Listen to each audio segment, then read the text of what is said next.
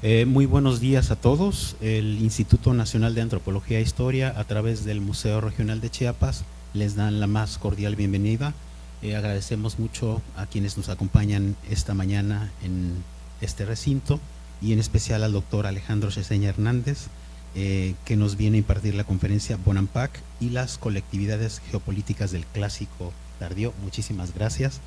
Esta serie de conferencias se organizan en el marco del 80 aniversario del descubrimiento de Bonampak y hemos tenido una serie de participaciones bastante interesantes con los especialistas que han tenido que ver con los procesos de investigación del sitio, de la zona arqueológica, y entonces continuamos con esta misma dinámica para que el público consulte nuestra cartelera y conozca el programa de conferencias que tenemos organizadas como Museo Regional y Centro INA Chiapas para la comunidad.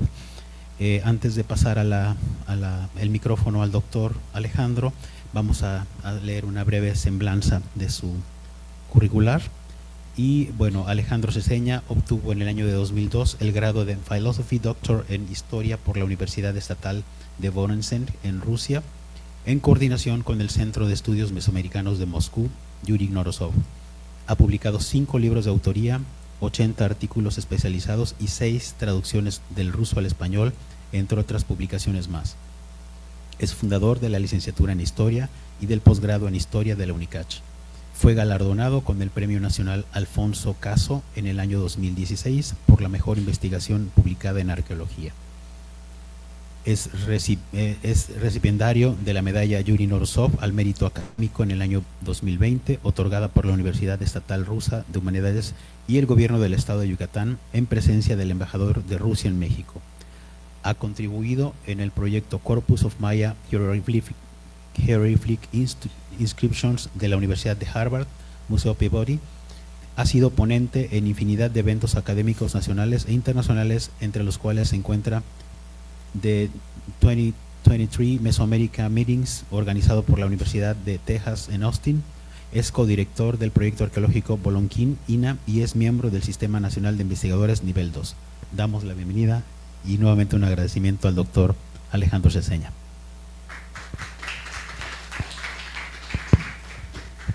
Muy bien, pues buenos días tengan todos ustedes. Antes que nada, pues muchas gracias, un agradecimiento enorme a los organizadores de este ciclo de conferencias sobre Bonampak, en particular, bueno, primero a la maestra Julia Moscoso, al doctor Alejandro Tobalín y por supuesto, ¿no?, el doctor Andrés Brizuela, ¿verdad?, por la invitación a este ciclo de conferencias. Bien, pues el día de hoy vamos a comentar acerca de un tema obviamente basado en los textos jeroglíficos, en la lectura de los textos jeroglíficos, debido pues obviamente a que pues el perfil que yo manejo es acerca de la lectura de estos. Entonces pues lo que vamos a hablar hoy es acerca de qué información pueden darnos estas inscripciones sobre algunos aspectos del desarrollo político de esta entidad política. Es un texto breve, ¿verdad? Va a ser una presentación breve, pero considero que es importante para discutir algunos momentos que no han estado todavía del todo claros, pues para saber cuáles son los datos con los que contamos y también pues a manera de una invitación a seguir explorando, a conocer todavía los aspectos que están no del todo entendidos, y bueno, una invitación a seguir explorando, a seguir investigando. Entonces, bueno, el tema de hoy es Bonampak y las colectividades geopolíticas del periodo clásico.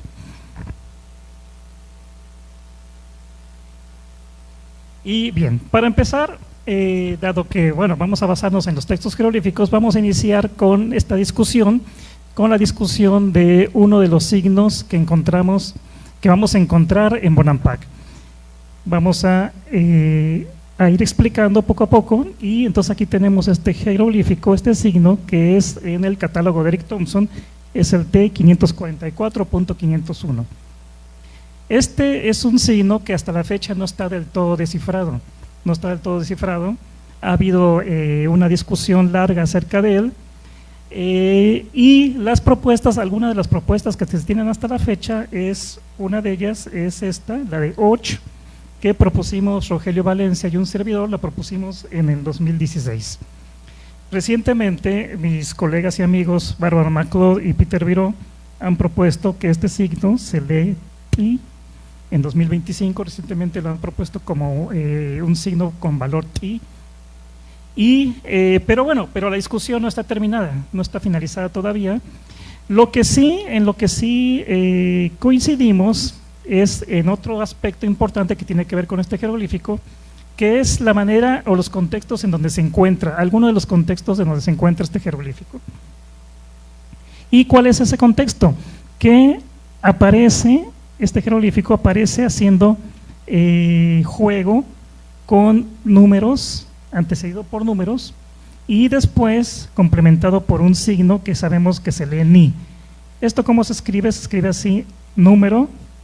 El número puede variar, los números pueden variar. Entonces tenemos aquí el número más el jeroglífico, que lo vamos a escribir así porque no estamos completamente seguros en cómo se lee. Así, cuando no estamos seguros de cómo se lee un jeroglífico, se expresa con la clave dada por Eric Thompson. Entonces tenemos el número más T544.501, que es este. Aquí, por ejemplo, tenemos el 4 y la sílaba ni. Aquí termina la sílaba ni. Entonces, dependiendo de cuál sea la lectura que optemos, por la que optemos, entonces la lectura es la siguiente. Puede ser ochin, nosotros estamos proponiendo que es och. Por lo tanto, junto con ni tendríamos ochin, y ochin significa sumidero. Y bueno, por extensión también significa cueva. De tal manera que tendríamos que esto significaría tan X número de sumideros. Pero si seguimos la lectura de MacLeod y Peter Viró, tendríamos que la palabra es tin. Y tin significa montaña. Entonces también tendríamos las lecturas de la composición completa del compuesto sería X cantidad de montañas. O sea, aquí sería chan-tin o 4 montañas. Entonces, bueno, no está esto del todo confirmado. Lo que sí está claro es que este signo forma un compuesto con números, y en lo que parece ser que coincidimos con los colegas y con otros más es que se refiere a un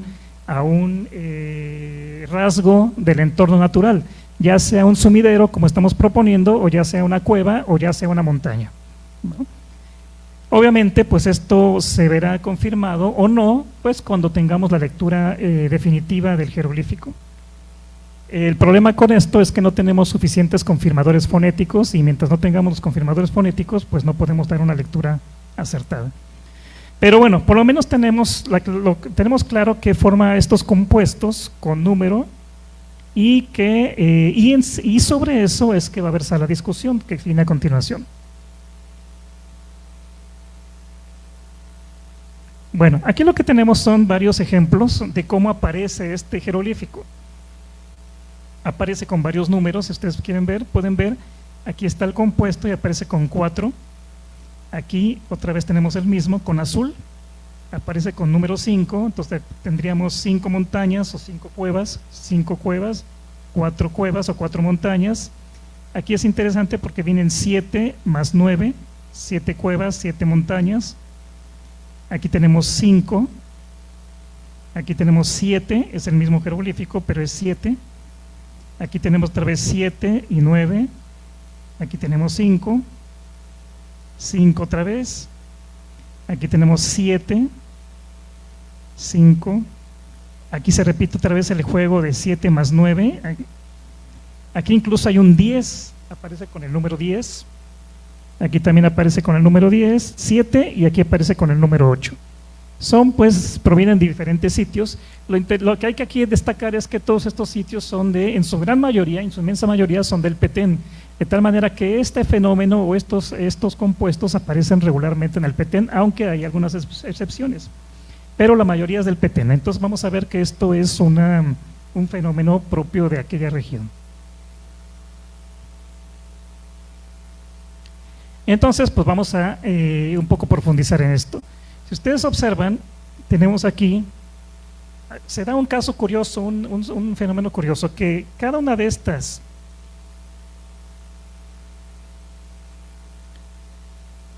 composiciones está asociada únicamente con determinadas ciudades.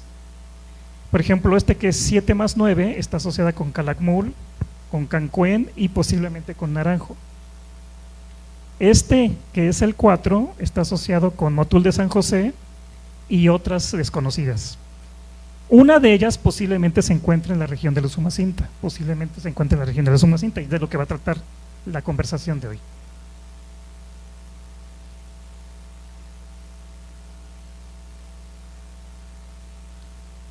Que es en el número 5, está asociada con Naranjo y posiblemente con Río Azul. Vean ustedes cómo se repite Naranjo. Ahorita vamos a explicar esa situación. Y entonces, al parecer, también en la región de la Usumacinta. Entonces, también aparece un sitio asociado con este jeroglífico en la región de la Usumacinta. Después tenemos el 8, que está asociada con Copán y con otras desconocidas. Y el 7 está asociada con Bastún, que es una ciudad que todavía no sabemos dónde se encuentra, pero se encuentra en el sureste del Petén. Y otras desconocidas. También puede ser Ixcún, Caracol y Calakmul. Bien, esa es digamos una primera observación, que entonces cada uno de estos compuestos está asociada con determinados sitios, no todos, no todos. Otra observación es que algunas comparten el jeroglífico. Por ejemplo, ven ustedes, aquí tienen el 9-7, aquí lo está usando Naranjo, pero el 5 también es usado por la entidad de Naranjo, también lo está utilizando. Calakmul utiliza el 7-9, pero también utiliza el 7-9, pero también utiliza otro que es únicamente 7, posiblemente Calakmul, ¿verdad? Entonces esa es la segunda observación. La tercera es que el uso de estos glifos, de estos compuestos, es bastante efímero. Vean ustedes las fechas en que se utilizan y van incluso sucediéndose. 7-9, que está asociado con Calakmul, Cancuén y Naranjo, aparece del 656 al 695 únicamente, porque después, hay una que va corriendo paralela, que es que es la del cuatro cuevas, que corre del 680 al 786, más de 100 años. La otra dura, ¿cuánto? Muy poco tiempo, ¿verdad? ¿No? Bueno, más o menos, ¿verdad? No, más o menos. Unos 40, ¿verdad?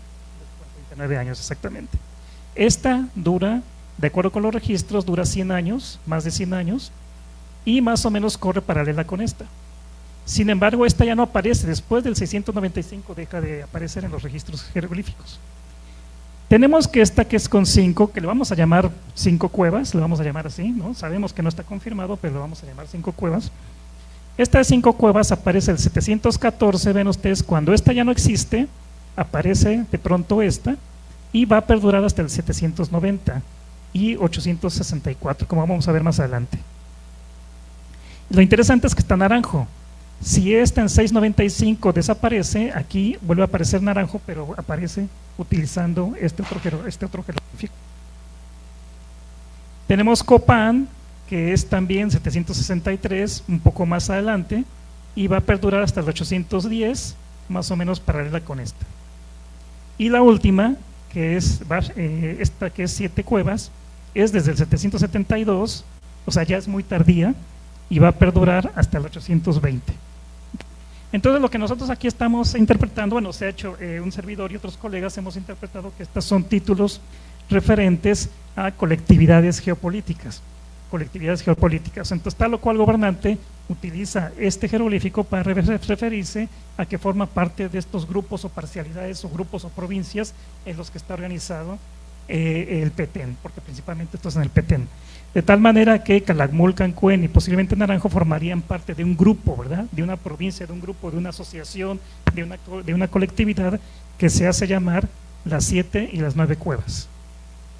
Motul de San José y otras desconocidas, entre ellas alguna de la región de la Usumacinta, formarían parte, paralelamente a esta, formarían parte de otra colectividad. Por eso es que no se repiten, con excepción de esta, de Naranjo y aquí, de esta y esta, que se repiten, pero ¿por qué esta deja de existir y es sucedida por esta?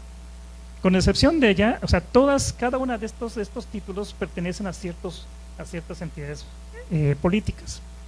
Por eso es que estamos entendiendo que este es un título que hace referencia a una agrupación geopolítica, esta otra donde está Naranjo, después de que esta deja de funcionar, y esta que es Copán y otras desconocidas, y por último esta que incluye a Ixcún, Caracol y Calakmul. Entonces estas son entidades geopolíticas, son especies de provincias, especies de agrupaciones, especies de colectividades, y que van a estar funcionando en el Petén principalmente y durante el Clásico Tardío. Ahora, ¿cómo funcionaban específicamente, cómo funcionaban estas colectividades? Eso no lo sabemos porque lo único lo que contamos es con esta información y con estos títulos. Entonces, ¿cómo entender? Pues podríamos, digamos, tratar de entender o interpretar estas agrupaciones, ¿verdad? ¿Y por qué son las cuevas?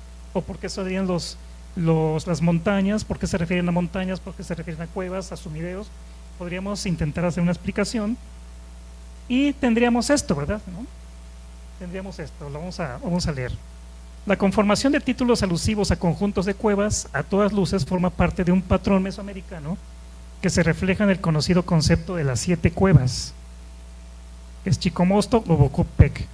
Esto es importante ya que, como se recordará, dicho concepto entre los aztecas aludía a un sitio de origen mítico, de donde habría emergido 7 pueblos distintos, pero considerados inicialmente hermanos y familiares. Al parecer es una supuesta hermandad mítica semejante a la que los antiguos gobernantes mayas habrían promovido o invocado al crear o identificarse con colectividades geopolíticas definidas a partir de la figura de grupos de cuevas o montañas, tal vez como lugares comunes de origen mítico, ¿no?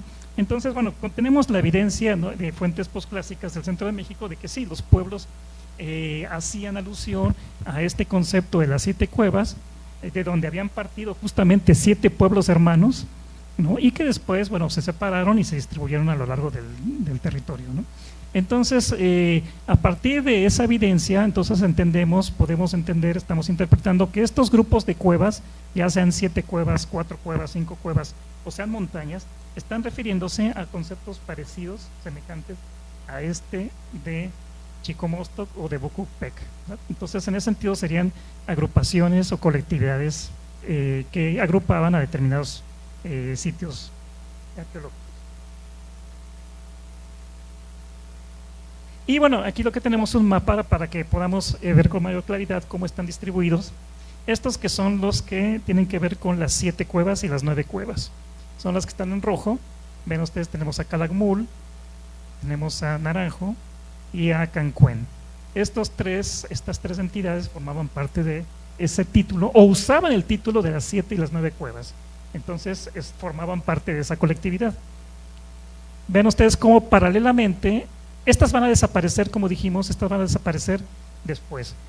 Pero paralelamente está funcionando y se va a perdurar por algún tiempo esta que es la de las 4 cuevas, vamos a llamarle así, las 4 cuevas que se está usando en Motul de San José. Tenemos ahora la que tiene que ver con las 5 cuevas que se usa en Río Azul y en Naranjo, una vez que la otra deja de funcionar. Y paralelamente sigue existiendo la de Motul de San José, que es la de las 4 cuevas, la entidad de título de las 4 cuevas. Por último, tenemos esta que es la de las 7 cuevas, que, bueno, no está del todo claro, o sea, sí está claro que la usa la entidad de Pashtun, que se encontraría cerca, por aquí se encontraría, no está confirmado, pero la hipótesis es que Pashtun se encuentre aquí. El texto jeroglífico claramente dice que ese título está asociado con Pashtun. El problema es que no sabemos dónde se encuentra Pashtun. Entonces posiblemente se encuentra aquí. Ahora, el texto jeroglífico habla de que en esa agrupación también entraba Calakmul, Caracol y Ixcún. El problema es que en estos sitios no hemos encontrado la confirmación. O sea, en estos sitios no se habla de esa agrupación. El único lugar donde se habla de la agrupación es aquí, en el lugar aquí donde aproximadamente se encuentra Pashtun. Bueno, y eso a su vez viene de la información de una pintura aquí en una cueva de Nachtunich, en donde se habla de Bashtun y se habla de las otras colectividades, de los otros sitios que forman parte de la colectividad de las 7 cuevas. Y Motul de San José sigue manteniéndose con su asociación de las 4 cuevas. Bueno, ¿y qué tiene que ver todo esto, no? Entonces, bueno, ya vamos a aterrizar con Bonampak, ¿no? Porque ustedes ven, pues todo esto tenía que ver con el Petén. Entonces, bueno, ¿qué tiene que ver todo esto con Bonampak? Entonces vamos ahora a el cuarto 2 y vamos a centrarnos en este texto jeroglífico. Bueno, este texto jeroglífico hace alusión a lo que está ocurriendo aquí. Aquí tenemos a Chan Muan, a uno de sus auxiliares y un prisionero, en el cuarto 2. La pintura que está al frente, como todos sabemos, ¿no? Entrando al frente. Entonces vamos a centrarnos en este texto que, repito, habla acerca de lo que está ocurriendo aquí y qué es en particular lo que dice. Aquí lo tenemos. Vean ustedes, aquí se habla de la captura de la persona que está ahí, ¿verdad? En la imagen. ¿Qué es lo que dice? Que en la fecha 13 Men, 13 Chen, fue capturado, como dice aquí, fue capturado. Y luego, debido a que muchos de los jeroglíficos en los murales están en malas condiciones, son difíciles de identificar, casi la mitad. Entonces, pues algunas cosas no podemos leerlas. Podemos aquí decir que tenemos un aj, que se está refiriendo a tal vez a un gentilicio o algún nombre. Pero entonces tenemos aquí, fue capturado, esta persona que es aj, esto no lo podemos leer. Esto forma parte de su nombre porque va así, ¿verdad? Por columnas, la lectura. Por columnas, tenemos aquí el nombre continúa aquí, posiblemente sea Chuwaj, pero también no podemos, los elementos interiores no están muy claros, entonces no podemos con claridad definir cómo se lee eso, pero posiblemente sea Chuwaj. Este sí se puede leer, se lee Ajatz. Ajatz significa el que golpea o el golpeador, y la lectura del nombre del prisionero sigue aquí en esta par de columnas. Entonces viene, fue capturado esta persona, que es Chuwaj, Ajatz y 2 jeroglíficos que no se ven, que están aquí. Y después al final viene esto, que es otra vez el jeroglífico de las 4 cuevas, ¿no? Que acabamos de ver en las diapositivas anteriores. Tenemos aquí 4 cuevas. Y entonces lo que nos está aquí diciendo es que este personaje capturado formaba parte o estaba de alguna manera asociado con esa colectividad de las 4 cuevas. Después viene este jeroglífico, dice, lo ordenó, y luego Chan Muan, Yahao Chan Muan, y después viene aquí, sigue la lectura aquí con toda la titulatura, y hasta acá, todo esto, la titulatura de Chan Muan. Termina pues con los 2 glifos emblema de Bonampak y con el título de Backup. Entonces, bueno, en resumidas cuentas dice que fue capturado este personaje, la captura la ordenó Yahao Chan Muan con todos sus títulos. Entonces, pero lo que nos interesa es que este personaje que fue capturado tiene o porta el título de las 4 cuevas. Ya vimos que esas 4 cuevas están asociadas con, y esto es lo que vamos. Aquí está, bueno, entonces, ¿qué sería esto? Aquí tendríamos al personaje que está referido aquí y que está de alguna manera asociado con el glifo de las 4 cuevas.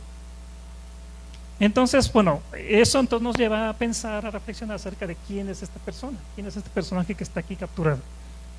Y como el jeroglífico dice que formaba parte de las 4 cuevas, de la asociación o de la agrupación de las 4 cuevas, donde entra Motul de San José, entonces por eso es que ahora pues tenemos que recordar, ¿verdad?, que el título de las 4 cuevas es usado en Motul de San José. Aquí está la estela 4 de Motul de San José. Aquí a lo que se refiere, se da el nombre de un personaje que tal vez se llame Ak, Tortuga, señor de Motul de San José. Bueno, aquí se lee Ik, que es el nombre en maya de Motul de San José. Y entonces tenemos que el señor Tortuga, que es de Motul de San José, tiene este título que es el de las 4 cuevas. Entonces, bueno, pues eso es a lo que nos refiere el Bonampak. Este prisionero está portando ese título y entonces pues nos remite directamente a Motul de San José. Por lo tanto, Entonces, bueno, podríamos suponer, ¿verdad?, que ese prisionero es de Motul de San José o tenía alguna especie de asociación con Motul de San José. Y bueno, esto, bueno, pues se puede tal vez rastrear o confirmar por el hecho de que, como sabemos, Pájaro Jaguar, dos de las esposas de Pájaro Jaguar procedían de Motul de San José, como sabemos. Aquí tenemos una de ellas, y bueno, y obviamente Yaxchilán pues era el patrono de Bonampak, pues. Entonces, pues tenemos que en Yaxchilán, una de las esposas de Pájaro Jaguar IV, del 752 al 768, era la señora Baghalamchana Hau, aquí está el nombre, aquí está ella, y aquí está el nombre, señora Baghalamchana Hau, que es de Motul de San José, una de las esposas. Y la otra esposa, aquí está, es señora Bactún, de Motul de San José, aquí está el nombre. Entonces, bueno, obviamente había esas relaciones familiares, ¿verdad?, con Motul de San José. Yaxchilán tenía esas relaciones familiares con Motul de San José y por lo tanto, bueno, pues es posible que Bonampak también las haya tenido, ¿verdad? También haya tenido relaciones con Motul de San José. Pero, ¿qué pasa? Lo interesante es que, como ocurre muy frecuentemente entre los antiguos mayas, estas asociaciones son muy efímeras, ¿verdad? Se asocian y después hay conflictos, se separan. ¿Y qué es lo que tenemos? Que a pesar de que sus esposas son de Motul de San José, más adelante el hijo de Pájaro Jaguar IV, Escudo Jaguar IV, tiene al parecer una diferencia con Motul de San José, y entonces pues termina capturando a un señor de Motul de San José, según esta estela. Aquí tenemos el nombre del hijo que es Escudo Jaguar IV, del 769 al 800, aquí está el nombre. Y aquí lo que dice es que es el vigilante, en el sentido de que capturó, es el vigilante de un señor de Namán, una entidad política, Namán se llama, y que además de eso es el que capturó, o el vigilante de un señor de Motul de San José. Entonces, ¿qué es lo que está pasando aquí, verdad? Que primero tienen una asociación con Motul de San José y después hay una diferencia. Y entonces esa diferencia termina pues en la captura de una persona de Motul de San José. Eso entonces explicaría por qué aquí aparece este título asociado con Motul de San José, ¿verdad? Es posible que y bueno, obviamente se dan al mismo tiempo, ¿no? Como sabemos, todo esto, los murales se pintan en tiempos de Escudo Jaguar, el hijo, Escudo Jaguar IV. Entonces esa época coincide en que Escudo Jaguar tiene diferencias con Motul de San José, y entonces Bonampak, por lo tanto, ¿verdad?, pues también se va a reflejar ese conflicto, ¿verdad? Entonces también va a involucrarse en ese conflicto con Motul de San José, y entonces es posible, ¿verdad?, que este prisionero, pues sí, en efecto, como consecuencia del conflicto que tiene Yaxchilán con Motul de San José, pues que también Bonampak haya entrado en este conflicto y entonces haya capturado justamente una persona relacionada con Motul de San José. Esa es una posibilidad. Pero otra es la siguiente, ¿verdad? Aquí tenemos un dibujo de la estela de Randall que fue encontrada en algún lugar de la selva lacandona, y entonces lo que tenemos aquí es un texto de un sajal. Un sajal era un subordinado de un gobernante, de gobernante divino. Todo este texto se refiere a su parentesco. Bueno, el texto en general se refiere a que fue dedicada, este monumento fue dedicado, es un monumento dedicado a el señor Baghalamchik Kaikukvash Mash. Fue dedicado, y aquí lo que se dice es que fue dedicado y se establece su parentela, su papá, su mamá, su esposa, su hijo. Y se refiere también a la fecha en que muere él, que está aquí, ¿verdad?, ¿no? Entonces, este personaje que es Baghalamchik muere el 2 de octubre del 863 y el monumento se dedica el 2 de abril del 864. Todo esto. Bueno, pero lo que nos interesa aquí, ¿verdad?, es que uno de los ejemplos del jeroglífico, que es es el de las 5 cuevas, no es el de las 4 cuevas, es el de las 5 cuevas. Aparece aquí y es un título asociado con este personaje que es Baghalamchik, que es un sajal. Aquí el problema es que no se indica de dónde es este sajal. ¿Por qué? Porque estos monumentos que están hechos por los sajales, una de las características es que no mencionan, o sea, no son pretenciosos, digamos, en el sentido de que no mencionan ahí de dónde son gobernantes, porque bueno, en efecto no son gobernantes, ¿no? Son, digamos, subordinados. Entonces no mencionan de dónde son, están, digamos, replicando este lujo, ¿no? Este comportamiento de los grandes gobernantes y se mandan a hacer sus monumentos, pero respetando la autoridad y la jerarquía no indican de dónde son, sino que únicamente pues haciendo alusión a una importancia local. Esto es al final del clásico tardío y de hecho es una de las causas, tal vez como algunos han dicho, es alguna de las causas de la decadencia de las ciudades mayas, puesto que el poder se desintegra, se desmenuza, ¿verdad? Y entonces pues todos estos otros señores subordinados también quieren hacer partícipes de todo este lujo y entonces pues empiezan a desmoronar y a deshacer el poder central.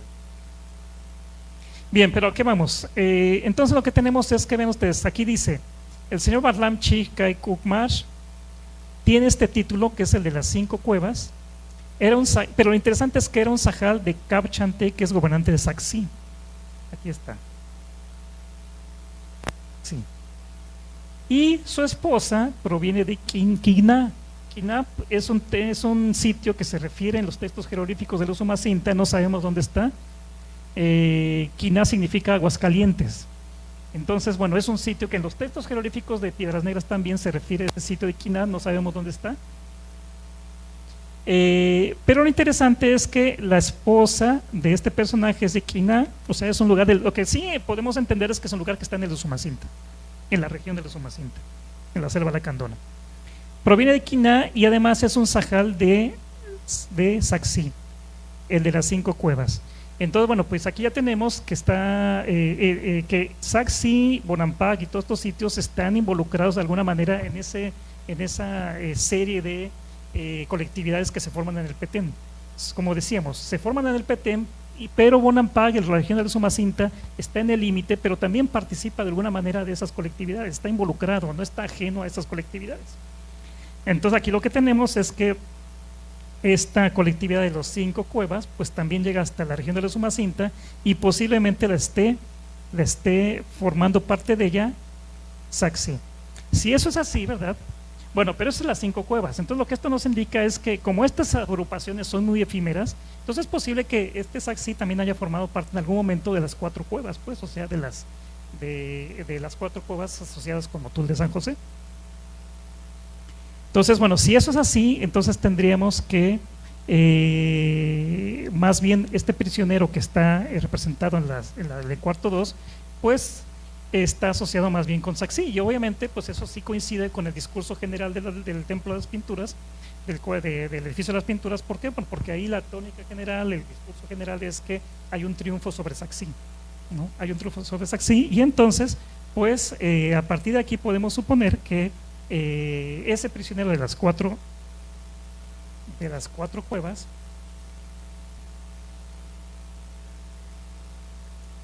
pues estaba asociado con Saxí, ¿verdad? Una vez más repito, atendiendo al discurso general del edificio de las Pinturas, pues que estaba asociado con Saxí.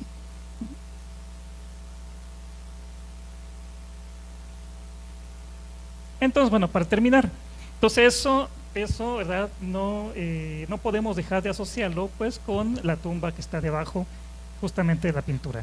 Ya la semana pasada el doctor Alejandro Tobalín pues había explicado que este entierro pues seguramente está asociado más con un sacrificio, una ofrenda al edificio, y que pues fue un prisionero, más que un gobernante, que es un prisionero. Entonces, bueno, pues en efecto, no puede uno dejar de intentar asociar este entierro o este sacrificio con la imagen que está arriba, ¿no? Que es esta, y que aquí está el prisionero, ¿no? Que entonces posiblemente sea él, y que entonces posiblemente, como dice aquí, haya provenido o ya sea de que esté asociado con Saxí, que es lo más seguro, o que esté asociado con Motul de San José, ¿no? De ahí provendría este personaje. Entonces, pues bueno, eso es entonces lo que el texto jeroglífico indica. Todo lo demás está bastante, digamos, claro. Lo que queríamos discutir aquí, mostrarles a ustedes y compartir con ustedes es que faltaba discutir la presencia de este jeroglífico.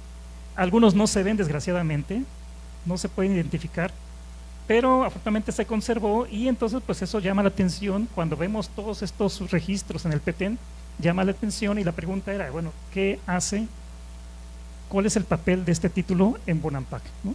Entonces, bueno, pues lo que tenemos ya para concluir es que de alguna manera Bonampak estaba inmerso en esas dinámicas de estas colectividades, y lo hacía ¿cómo? Pues lo hacía a través del uso de ese título, que en este caso es el de las cuatro cuevas. Entonces, bueno, pues Bonampak estaba, a pesar de que se encuentra el Usumacinta, digamos, en el límite o en la periferia de lo que estaba pasando en el Petén, pues de alguna manera formaba parte de esos escenarios políticos que ocurrían en ese lugar, ¿no?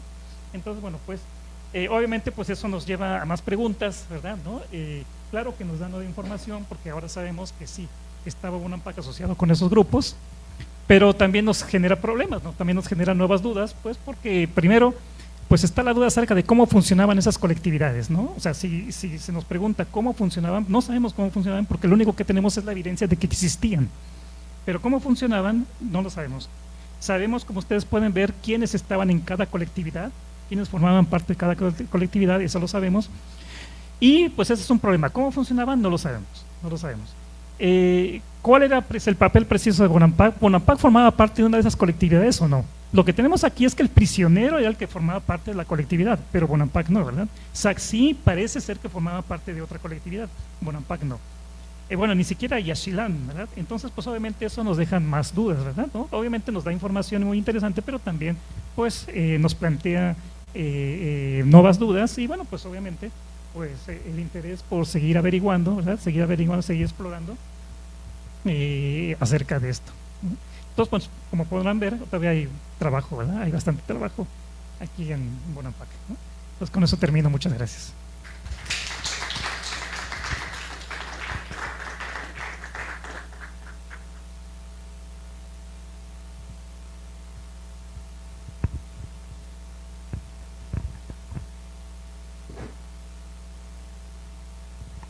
Preguntas, sí. Felicidades, doctor Ceseña.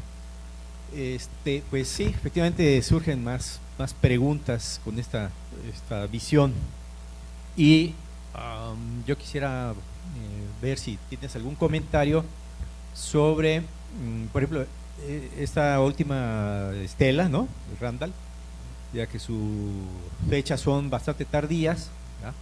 Siglo IX, y que pues sí nos está llevando a que son sitios que deben estar todavía relacionados con el poderío de Toniná, ¿no? En esta franja de comunicación que sabemos que existía de Toniná hacia el este, pasando por lo que son las Tres Cañadas, para desembocar más o menos a la altura de donde estaría la Canja Celtal, ¿no? Posiblemente Sacsí, ¿no? Y de ahí sus relaciones con el resto del valle desde el siglo VIII.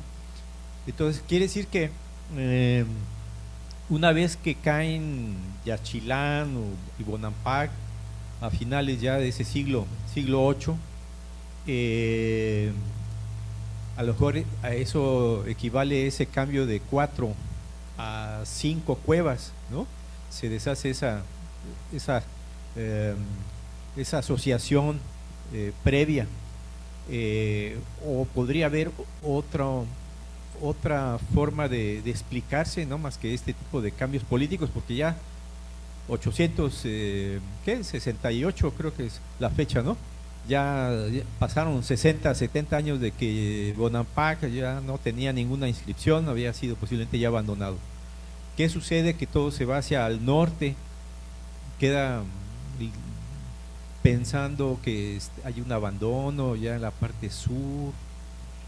¿Cómo lo interpretas desde ese sentido también de las políticas? Sí, yo creo que, bueno, como estábamos comentando en su momento, es interesante cómo este monumento forma parte de un fenómeno más grande, más amplio, que es el de los textos póstumos, pero que se refieren justamente a los ajales, son particularmente característicos de los ajales, y justamente este fenómeno se da justamente en los últimos años del Clásico Tardío, ¿no? Y lo que decíamos es que, ¿por qué ocurre esto? Porque los ajales, decíamos, el poder se va desmenuzando, ¿no? Se va dividiendo, los ajales están pugnando por tener las mismas prerrogativas que los grandes gobernantes, Ujú. Y entonces aparecen una serie de monumentos, varios monumentos aparecen en sitios ya subordinados, aparecen monumentos que están asociados justamente con los sajales, ¿no? Y como sabemos, pues en los sitios periféricos pues empiezan a haber replicaciones, ¿no? De nivel, digamos, en todos los niveles empiezan a aparecer replicaciones, manifestaciones que tratan de emular a los gobernantes centrales. Y como se ha argumentado en general por otros colegas, es que esto que está ocurriendo, esto está provocando que en todos los recursos entonces ¿verdad? Se dejen de concentrar, se desconcentren, ¿no? Y obviamente eso debilita al poder central.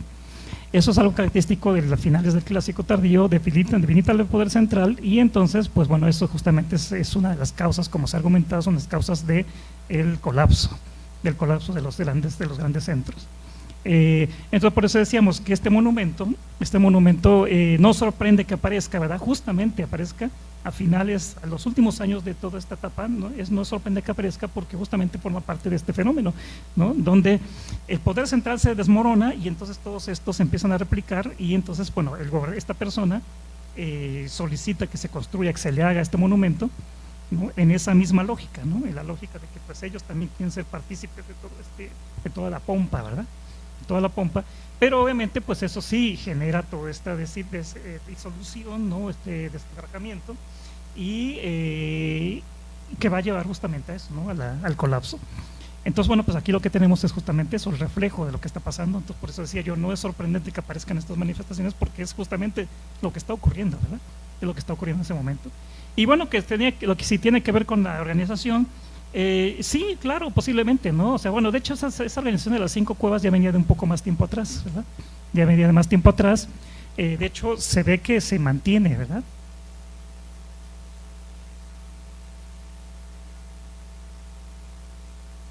Aquí está,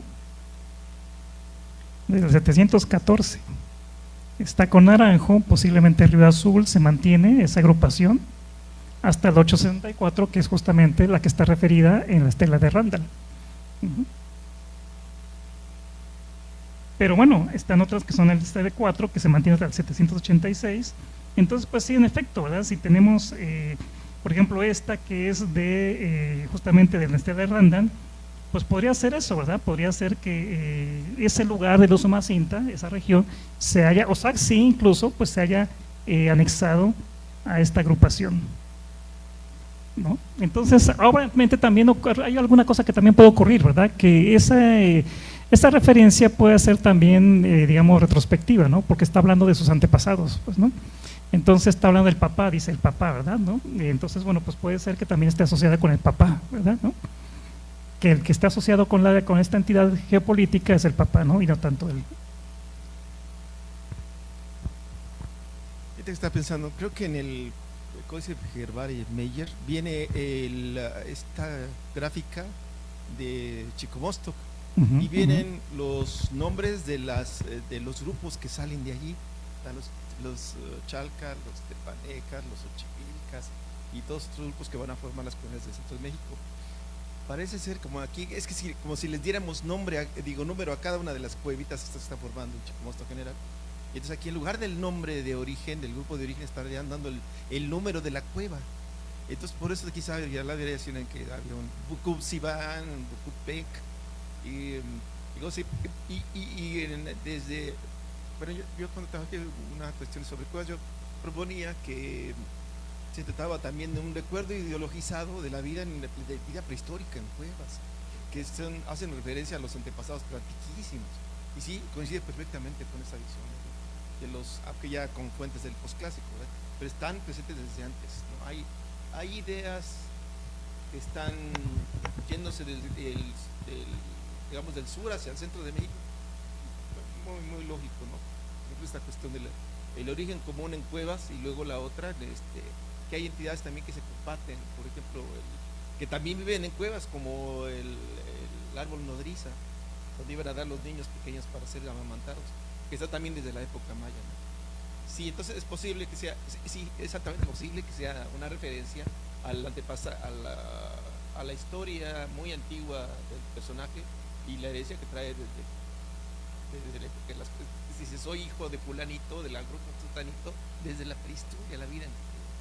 Bueno, sí, muchas felicidades. No, al contrario, gracias, Eliseo. Sí, lo que tenemos es que puede ser, ¿verdad?, que se esté refiriendo, sí, a eso, ¿no?, a nueve pueblos. Y bueno, sí, lo que tenemos es que están aquí referidos a algunos de ellos. No están todos, porque no tenemos las evidencias jeroglíficas. Pero sí tenemos aquí 3, después de 7 o 9. Ahora aquí también tenemos una cuestión que este es 4, este es 5, aquí tenemos un 8, un 7, pero aquí son 2, 7 y 9. Entonces ahí al parecer está hablando de alguna cosa más compleja todavía, ¿no? O sea, de una unión o agrupación de agrupaciones, ¿no? 7 y 9, ¿no? Pues tenemos 7 cuevas, 9 cuevas. Entonces posiblemente se refiere a una cosa más grande todavía, ¿no? Una agrupación más grande. Pero sí, obviamente nos está hablando acerca de que son 9 personajes, o sea, 9 entidades políticas que están formando parte de la agrupación, 3 de las cuales los conocemos. Aquí serían 4 únicamente, pero sí, como tenemos en el Chicomostoc, aquí por ejemplo tenemos 7 cuevas, ¿verdad? Entonces puede ser como si lo tenemos como en el caso del Chicomostoc, que son, sí, en efecto, los 7 pueblos, ¿verdad? Y aquí tendríamos que saber cuáles son esos 7 pueblos, ¿no? Cuáles son las 7 entidades políticas. Eso es lo que no sabemos, ¿no? Porque no contamos con todos los textos jeroglíficos. Entonces, de tal manera que siguiendo la lógica de Chicomostoc, tendremos que, si aquí son 7, bueno, pues aquí tenemos 3, más Bashtun, aquí ya tendríamos 4 entidades que forman parte de esta entidad, de esta agrupación, ¿verdad? ¿No? Tenemos 4. Entonces, ¿por qué? Bueno, pues porque todos estos sitios repiten el título, ¿verdad? Lo repiten. Entonces, bueno, entonces esto habla de que forman parte de esa, comparten el título y forman parte entonces obviamente de una agrupación. Por ejemplo, aquí tenemos esta, a ver, del 7-9, pues sí tenemos 3 conocidos, que es Calakmul, Cancún y posiblemente Naranjo. Y bueno, aquí serían 5, que es Naranjo y Río Azul y posiblemente Saxi, ¿verdad? En algún momento. Posiblemente Saxi en algún momento. Sea en el 864 o sea un poco antes, en vida del padre del personaje de la estela, ¿verdad? Pero pues tenemos ahí ya 3 de 5. ¿Dónde están los demás? Pues no sabemos, ¿verdad? Quisiéramos saber cuál es la lista completa, ¿no?, de los que entraban en tal o cual asociación. Como en el caso justamente de las 7 cuevas, ¿verdad?, donde se sabe cuáles son los pueblos que salen de las 7 cuevas. Aquí también quisiéramos saber cuáles son los otros miembros de la colectividad. Pero bueno, pues no tenemos los textos, no tenemos los textos completos. Así que, por lo pronto, pues tenemos esta información, ¿no? Y sí, bueno, pues claro, todo esto viene de épocas muy antiguas, ¿verdad?, acerca de esa memoria que se tiene de la habitación en cuevas, ¿no? Bueno, y además de eso, porque la cueva es sagrada, porque pues de ahí proviene el agua pura, ¿verdad?, ¿no? El agua, entonces por eso es que es un foco para la organización social, el centro de la organización social, por la presencia del agua, entonces pues obviamente son muy importantes. Bueno, y sabemos que las ciudades mayas, el término para ciudad era Capchen, que significa tierra cueva, ¿no? Entonces con esa palabra, ese término se referían a la ciudad, pues. Así como en el Altepetl, en el centro de México está el Altepetl, ¿verdad?, que es el cerro, ¿verdad?, Cerro Agua. Pues aquí también en el área maya, estaba la frase que significa tierra cueva, ¿no?, para referirse a las entidades políticas. Entonces, pues sí, la cueva, justamente las cuevas pues son parte fundamental y central dentro de la cosmovisión y dentro de la organización religiosa y política y social de los antiguos mayas y en general de Mesoamérica. Un comentario más, estaba viendo el perfil que tiene esta estela de Randall, que no es muy simétrica y me recuerda mucho a aquellas de Ceibal de la época ya más tardía. Entonces es muy llamativo porque en toda la región del Usumacinta pues si no son totalmente simétricas, tienden a cierta simetría.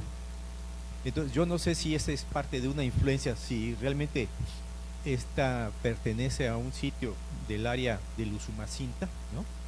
Que haya tenido por la misma longevidad, ¿no?, ya de la temporalidad, con los grupos que todavía estaban dominando y bastante activos en el Petén-Batún, ¿no?, como el propio Cancún, ¿no?, y Ceibal específicamente, nada más por el estilo de la forma de la gran laja que forma la estela. Habría que pensar si también eso es un indicio de estas relaciones y que tienen que ver con estos otros lugares, o sea, Cancún, ahí está, lo mencionas, ¿no?, como 7-9, ¿no?, montañas o cuevas. Ajá. pero aquí pues ya serían cinco cuevas.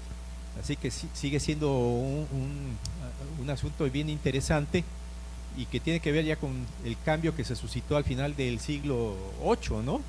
En donde pues, hay una gran cisma, pero Toniná por un extremo, en temporalidad, ¿no? Ya muy vieja, o mucho más hacia adelante, junto con Cancuén, Ceibal o Calakmul, porque ya los demás sitios pues no tienen ningún monumento que refrende su actividad durante estos inicios del siglo IX. Entonces ahí también estaría dando quizá un parteaguas para entender cómo el cambio de símbolo, ¿no?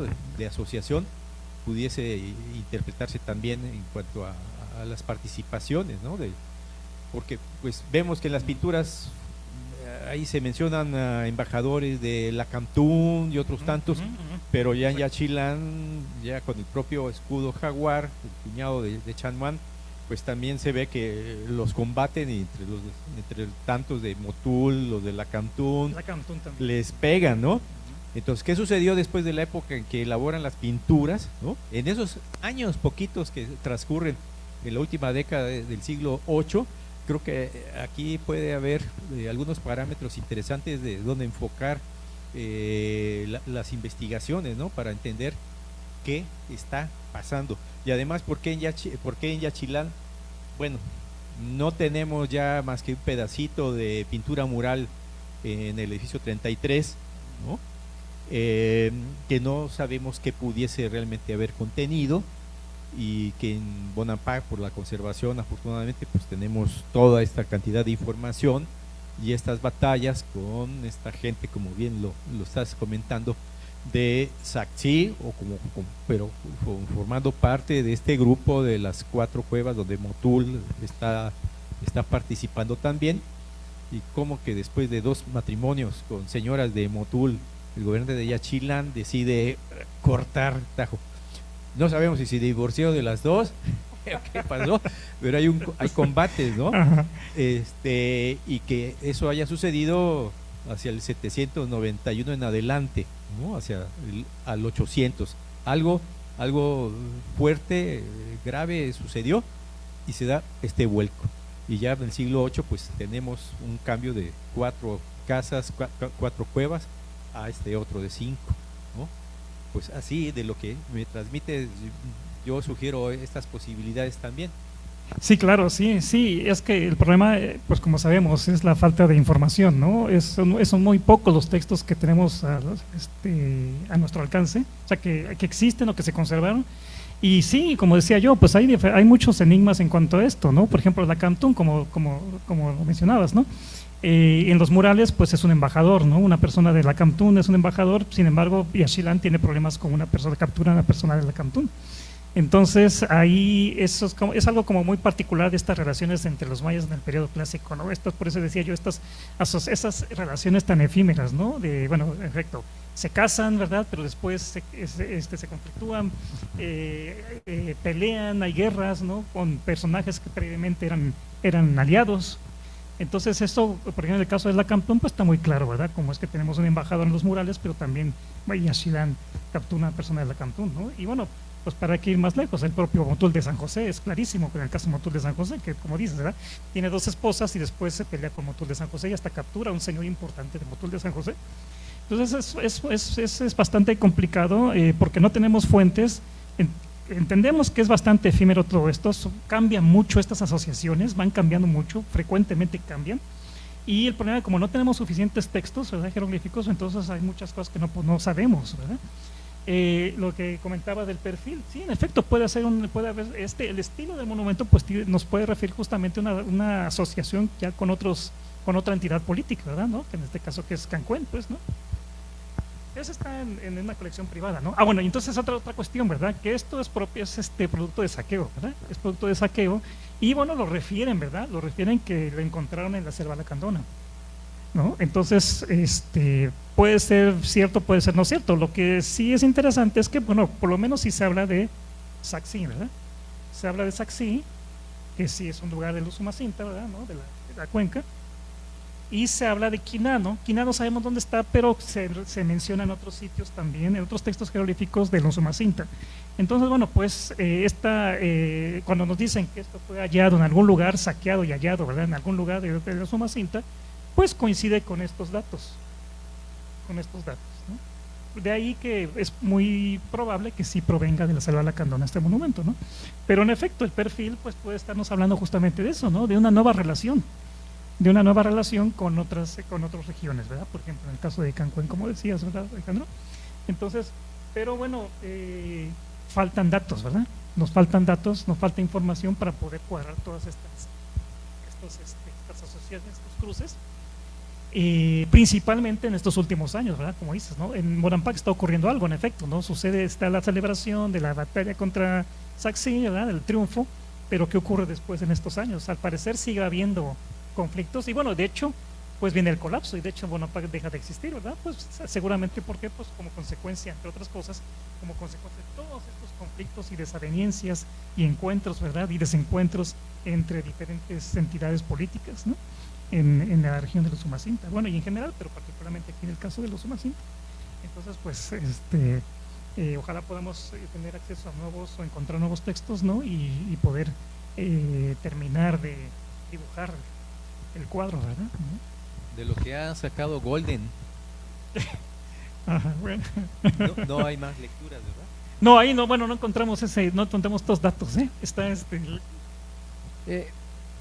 todo el mundo maya comparte el mismo, más o menos, el mismo lenguaje y el mismo tipo de escritura. Por ejemplo, Bonampak y Palenque, que ya está muy lejos.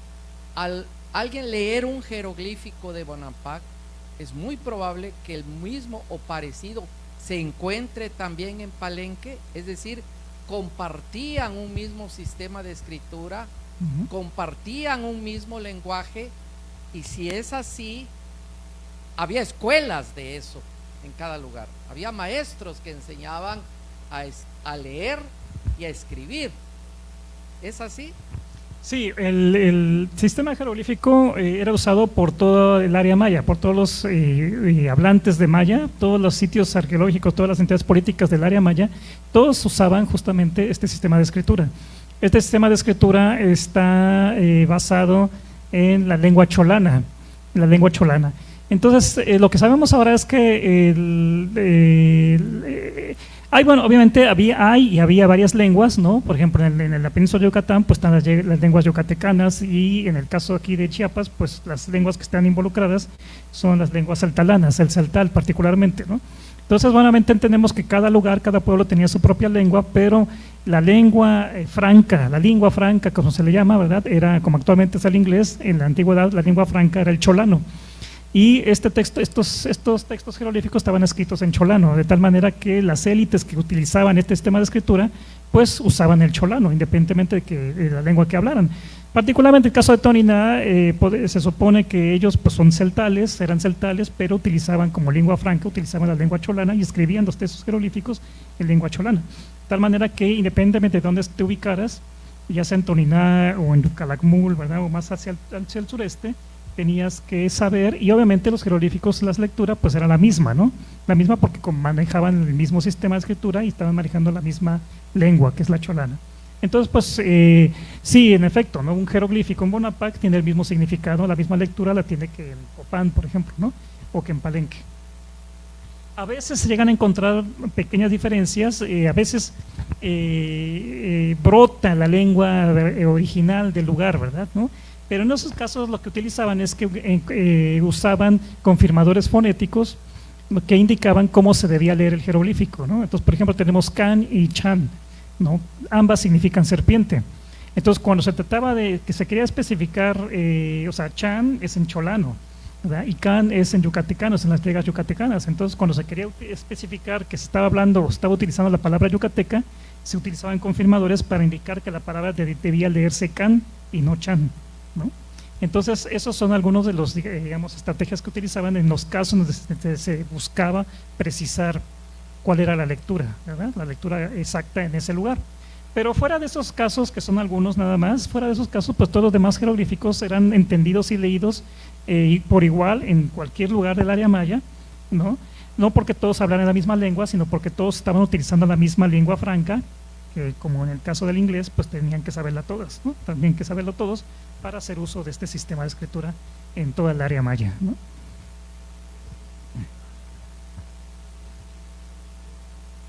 No.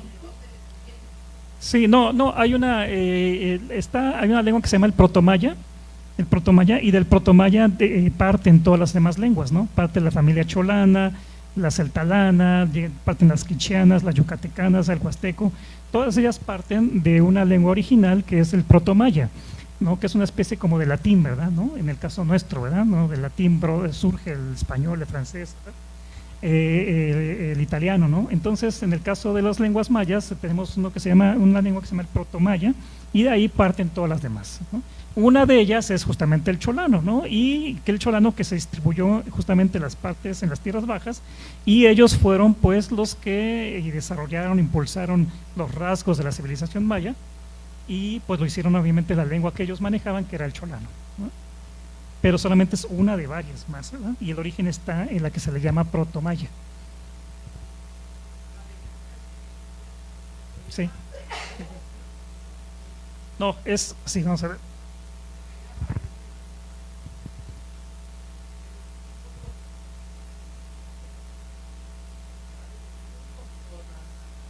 ¿En cuál? ¿En dónde? Ah, la anterior. Ahorita vamos.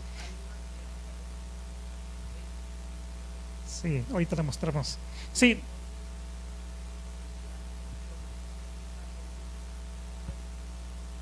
Ajá.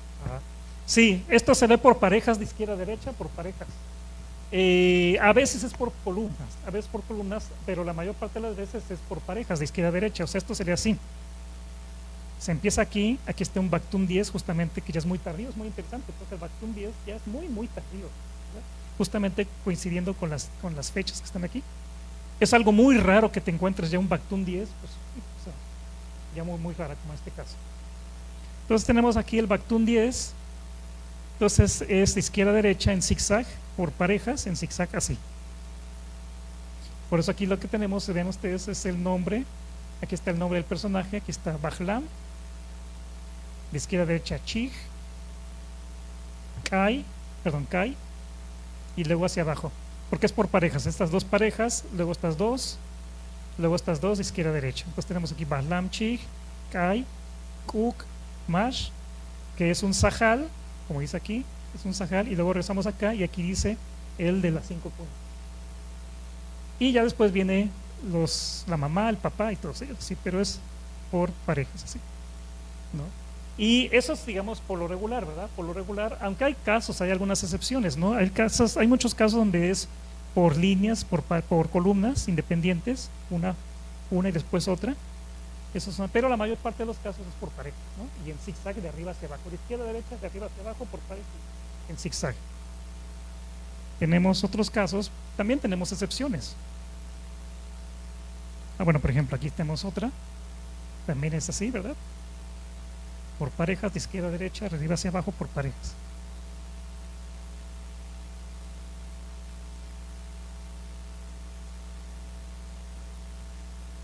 Y esta, ¿verdad? Este es un caso inusual, porque estas primeras se ven por parejas, ¿sí?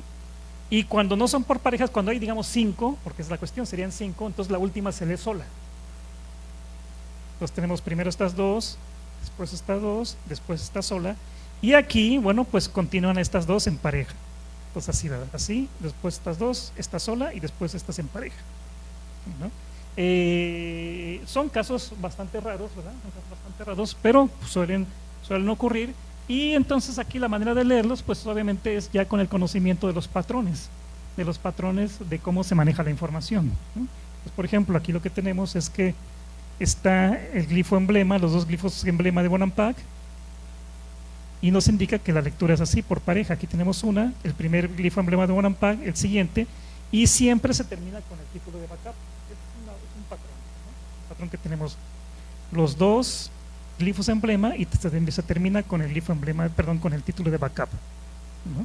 Entonces, y otra cosa que nos indica cómo es que se leen es la fecha. Las fechas siempre se tienen que leer seguidas, Entonces tenemos aquí 13 men, y a continuación la otra fecha de la rueda de calendario, que es el Hab, viene a continuación. Esto nos indica que no se va a leer por columnas, sino se tiene que leer por pareja. ¿Por qué? Porque la información continúa hacia la izquierda. O sea, la fecha del Solkin y del Hab se tienen que leer siempre juntas, ¿no? Entonces, por eso es que tenemos, si esta fecha estuviera aquí abajo, entonces eso nos indica que la lectura es por columnas. Pero como aparece a la derecha, entonces esto nos indica que la lectura es de aquí hacia la derecha y luego hacia abajo, también otra vez por pareja, y así va. También por parejas, y queda una sobrando, se lee sola, y aquí tenemos otra vez las dos por parejas. Pero eso lo indica esto es una cosa que nos ayuda a leer, ¿no? Porque dependiendo de cómo va la dirección, en qué lugar se indique el Hab, tenemos el Solkin, después viene el Hab, dependiendo de dónde esté el Hab, eso nos indica que si se lee hacia abajo o se lee en pareja. Repito, ¿no? Si esta fecha estuviera aquí, entonces nos indica que es por columnas, ¿no? Sí, el alfabeto no, pero sí es el silabario, porque los antiguos mayas escribían por sílabas, como los japoneses, ¿no? Entonces, no hablamos de un alfabeto, sino hablamos de un silabario. Y ese silabario, pues es el que actualmente sirve como material básico para los cursos de epigrafía, ¿no? Para cuando se llevan a cabo los cursos para aprender la lectura de los textos jeroglíficos, pues el silabario es una herramienta básica, ¿no? Para entender cómo es que escribían ellos, ¿no? Entonces, sí, claro que lo tenían, nada más que no es alfabeto, sino es silabario, porque no escribían con letras, sonidos independientes, sino escribían por sílabas, como los japoneses hacen.